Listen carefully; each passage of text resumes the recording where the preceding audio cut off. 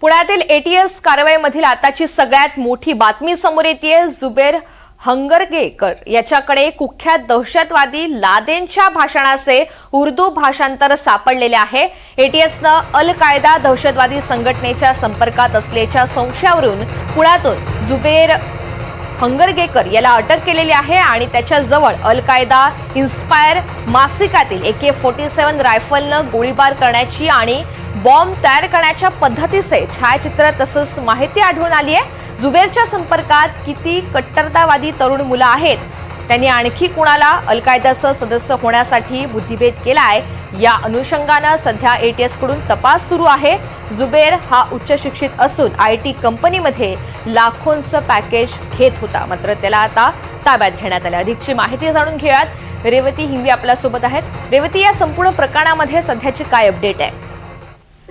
ऋतुजा, खरं तर 9 ऑक्टोबरला पुण्यातील कोंढवा परिसरामध्ये एटीएसने म्हणजेच अँटी टेररिस्ट स्क्वॉड जे दहशतवादी विरोधी पथक आहे त्यांची मोठी अशी रेड इथे छापेमारी झालेली होती। जवळपास 19 ठिकाणांवरती ही छापेमारी 12 तासून अधिक चालली होती। तेव्हा अनेक जे इलेक्ट्रॉनिक वस्तू आहेत त्याच्यामध्ये मोबाईल आणि लॅपटॉपचा समावेश आहे ते देखील जप्त करण्यात आलेले होते आणि तेव्हा अशी माहिती होती की काही जणांना ताब्यात पण घेतलेलं आहे।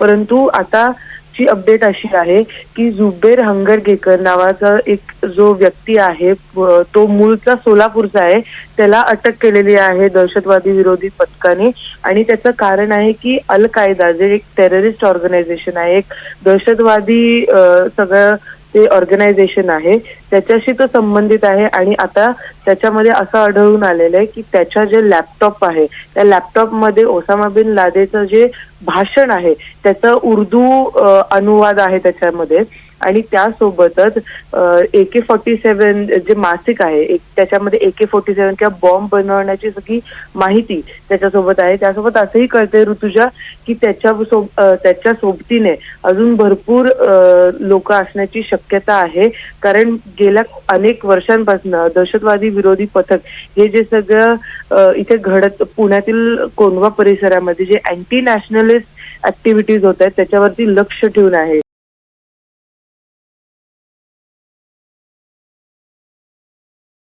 आणि त्यासोबतच तो एक उच्च शिक्षित माणूस